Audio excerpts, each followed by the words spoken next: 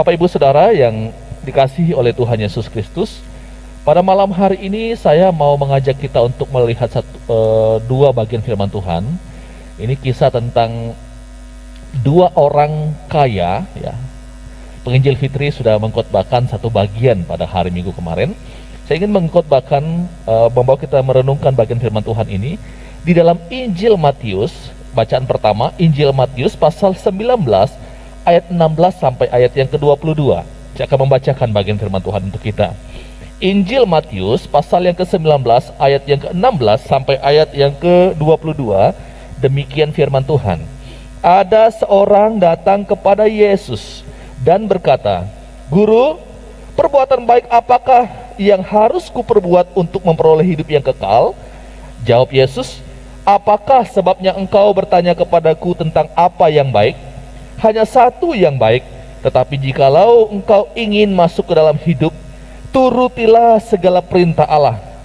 Kata orang itu kepadanya, "Perintah yang mana?" Kata Yesus, "Jangan membunuh, jangan berzina, jangan mencuri, jangan mengucapkan saksi dusta, hormatilah ayahmu dan ibumu, dan kasihilah sesamamu manusia seperti dirimu sendiri." Kata orang muda itu kepadanya, "Semuanya itu telah kuturuti, apalagi yang masih kurang?" Kata Yesus kepadanya, "Jikalau engkau hendak sempurna, pergilah, juallah segala milikmu, dan berikanlah itu kepada orang-orang miskin, maka engkau akan beroleh harta di sorga. Kemudian datanglah kemari dan ikutlah aku." 22. Ketika orang muda itu mendengar perkataan itu, pergilah ia dengan sedih, sebab banyak hartanya. Kemudian di dalam Injil Lukas pasal yang ke-19, ini adalah kisah yang sangat terkenal, apalagi di kalangan anak-anak sekolah minggu, tentang Sakeus. Lukas pasal 19 ayat 1 sampai ayat yang ke-10. Demikian firman Tuhan. Yesus masuk ke kota Yeriko dan berjalan terus melintasi kota itu. Di situ ada seorang bernama Sakeus, kepala pemungut cukai, dan ia seorang yang kaya. Ia berusaha untuk melihat orang apakah Yesus itu, tetapi ia tidak berhasil karena orang banyak, sebab badannya pendek. Maka berlarilah ia mendahului orang banyak, lalu memanjat pohon ara untuk melihat Yesus yang akan lewat di situ. Ketika Yesus sampai ke tempat itu, ia melihat ke atas dan berkata, "Sakeus, segeralah turun, sebab hari ini aku harus menumpang di rumahmu." Lalu Sakeus segera turun dan menerima Yesus dengan sukacita. Tetapi semua orang yang melihat hal itu bersungut-sungut, katanya, "Ia menumpang di rumah orang berdosa." Tetapi Sakeus berdiri dan berkata kepada Tuhan, "Tuhan, setengah dari milikku akan kuberikan kepada orang miskin, dan sekiranya ada sesuatu yang kuperas dari seseorang, akan kukembalikan 4 kali lipat." Kata Yesus kepadanya, "Hari ini telah terjadi keselamatan kepada rumah ini, karena orang ini pun anak Abraham." 10. Sebab anak manusia datang untuk mencari dan menyelamatkan yang hilang. Bapak Ibu Saudara yang ada di rumah, kalau kita melihat kedua bagian firman Tuhan ini menceritakan tentang dua tokoh Alkitab dalam kitab Injil Matius dan juga dalam Injil Lukas. Ada hal yang sangat menarik ketika saya membaca dua kisah ini. Ada persamaan di dalam kedua cerita ini, kedua tokoh ini, tetapi juga ada perbedaan-perbedaan yang sangat mencolok dari kedua tokoh ini. Nah, saya akan mengajak kita untuk melihat apa persamaan dari kedua tokoh ini. Nah, minimal ada 3 yang saya temukan persamaan dari kedua tokoh ini. Yang pertama, baik itu orang muda yang diceritakan di dalam Injil Matius, dikatakan bahwa dia orang yang kaya, seorang pemuda yang kaya. Sedangkan Sakeus juga diceritakan bahwa dia adalah seorang yang kaya. Jadi persamaan pertama ini adalah mereka berdua sama-sama kaya. Persamaan yang kedua adalah mereka sama-sama punya jabatan atau mereka pimpinan. Nah, kalau kita memperhatikan di dalam Injil Lukas, kalau di dalam Injil Matius pasal 19 tadi di sana dikatakan seorang anak muda, seorang pemuda yang kaya.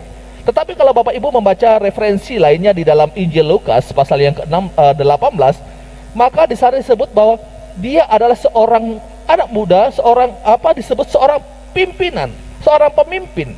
Artinya orang muda ini dia bukan hanya kaya, tetapi dia juga seorang pimpinan.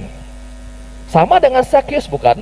Sakius juga dikatakan dia seorang kepala pemungut cukai. Nah, minimal ini ada dua. Sekarang kita lihat yang ketiga, kesamaan mereka apa?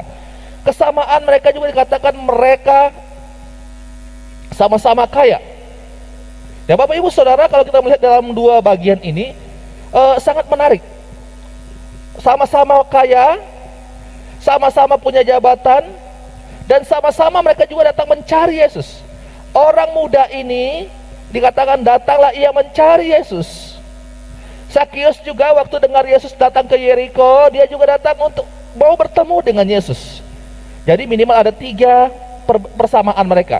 Sama-sama mereka datang mencari Yesus, sama-sama punya jabatan, dan sama-sama kaya. Ini tiga persamaan. Tetapi ada perbedaan yang sangat mencolok sekali dari kedua orang ini. Nah, apa perbedaan mereka? Nah, saya akan mengajak kita untuk melihat apa yang menjadi perbedaan dari kedua orang ini.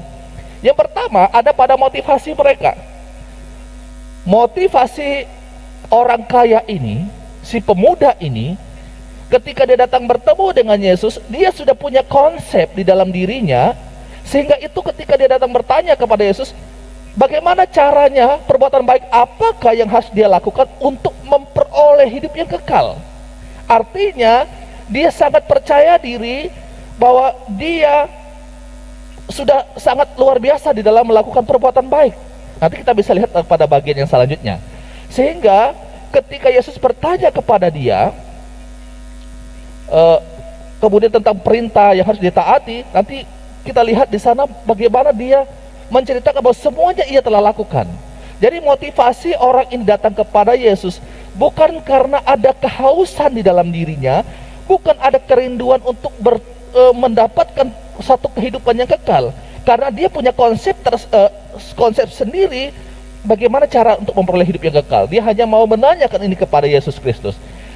Kemudian sangat berbeda dengan Sakius, Bapak Ibu. Kalau membaca dalam kisah ini, Sakius ketika dia datang bertemu dengan Yesus, motivasinya bukan untuk datang untuk menanyakan kepada Yesus kira-kira bagaimana caranya untuk menjadi orang kaya, karena Sakius sudah orang kaya. Dia bertemu dengan Yesus itu motivasinya karena dia menyadari ada kekosongan di dalam dirinya, ada satu kebutuhan di dalam dirinya yang tidak dapat diisi oleh jabatan, yang tidak dapat diisi oleh harta dan lain sebagainya.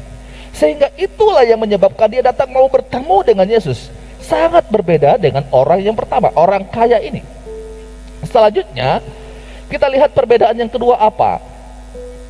Selain pada motivasi mereka, perbedaan yang kedua adalah pada hidup keagamaan mereka. Nah, kalau Bapak Ibu membaca dua kisah ini sangat kelihatan sekali. Kalau orang muda yang kaya ini dikatakan bahwa dia bukan hanya orang kaya, ya, bukan hanya orang kaya Bapak Ibu, tetapi dia juga adalah orang yang cukup saleh, orang yang sangat taat kepada aturan, taat kepada hukum Taurat. Sehingga ketika Yesus tanya kepada dia tentang segala perintah Allah yang dia harus dilakukan, dia katakan bahwa sejak mudanya ia sudah melakukannya, ya. Sejak mudanya ia sudah lakukan. Hukum mana lagi yang dia belum lakukan? Jadi dia adalah orang yang baik secara keagamaan, seorang yang sangat taat kepada aturan-aturan keagamaan. Orang yang baik. Berbeda sekali dengan Sakius.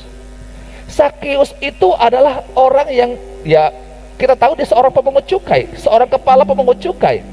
Tentu ia tidak disukai oleh orang banyak, oleh orang-orang Yahudi pada umumnya, karena dia berprofesi sebagai seorang pemungut cukai. Sehingga dia dicap dengan label orang berdosa. Kita lihat di sini perbedaannya. Orang kaya ini secara keagamaan dia orang yang kelihatan baik sekali, orang yang hidup saleh. Sakeus dia orang yang berdosa. Nah, Bapak Ibu, kita lihat di sini pada poin yang ketiga, perbedaan mereka. Selain hidup keagamaan mereka berbeda, yang ketiga itu perbedaan mereka adalah pada respon mereka. Respon kedua orang ini ketika mereka sudah bertemu dengan Yesus. Orang muda ini, orang kaya ini, ketika dikatakan dia sudah bertemu dengan Yesus, Tuhan Yesus kemudian mengatakan bahwa jualah segala milikmu, bagikanlah kepada orang miskin, ikutlah aku. Yesus katakan kepada orang muda ini.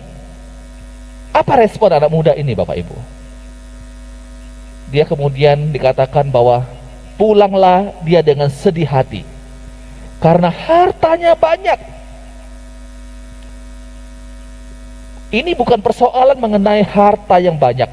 Ada banyak orang yang punya harta, tetapi mereka juga siap untuk mengikut Yesus.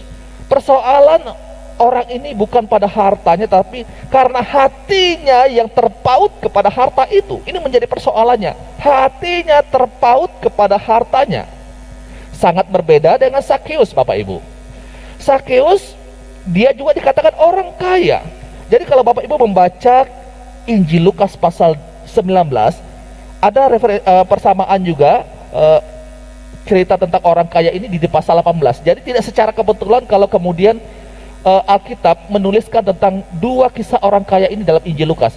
Injil Lukas pasal 18 itu bicara tentang orang muda atau seorang pemimpin yang kaya ini. Kemudian pasal 19 Injil Lukas itu menceritakan tentang Sakeus. Ini mau mengontraskan tentang dua orang kaya, tetapi respon mereka berbeda ketika mereka berjumpa dengan Tuhan Yesus. Nah, Sakeus, Bapak Ibu, ketika dikatakan dia bertemu dengan Tuhan Yesus, Tuhan Yesus menumpang di rumahnya, dan setelah itu Bapak Ibu terjadi satu pemulihan dalam hidupnya. Setelah terjadi pemulihan dalam hidupnya, kemudian dikatakan bahwa kita lihat respon dari Sakeus. Dia katakan, setengah dari hartaku, setengah dari miliknya akan dia berikan kepada orang miskin. Berbeda bukan, Bapak Ibu? Tadi orang kaya ini, si pemuda ini, waktu Yesus katakan jual segala milikmu dan ikutlah aku, bagi kepada orang miskin, dia tidak siap untuk itu. Dia tidak siap untuk meninggalkan dan menyerahkannya kepada orang lain, berbagi kepada orang lain. Tetapi Sakeus, ketika dia sudah percaya dan hidupnya dipulihkan oleh Tuhan Yesus, sesuatu perubahan yang terjadi pada dirinya. Dia memandang uang itu, dia memandang harta itu bukan lagi sesuatu yang sangat-sangat penting, tetapi dia melihat bahwa Yesus lebih penting dari segala-galanya. Sehingga ia mengatakan, setengah dari milikku akan kuberikan kepada orang miskin. Padahal Bapak Ibu, kalau kita baca dalam Injil Lukas itu, Tuhan Yesus tidak memaksa dia. Tuhan Yesus juga tidak mewajibkan dia untuk berikan miliknya kepada orang miskin. Tidak. Apalagi kalau minta setengah, tidak ada Tuhan Yesus minta di situ. Dan kalau Bapak Ibu melihat lagi, dia katakan seperempat dari miliknya akan dia bagikan kalau dia pernah memeras orang lain. Nah, kita lihat di sini adalah satu respon dari Sakeus ketika ia sudah dipulihkan oleh Tuhan. Ini muncul karena rasa syukurnya kepada Tuhan.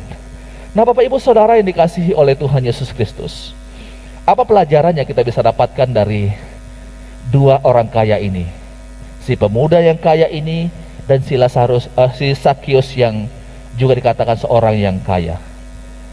Pelajaran yang kita bisa dapatkan, Bapak Ibu, ketika kita sudah mengalami perjumpaan dengan Tuhan, maka semestinya fokus kita itu harusnya mengalami perubahan juga.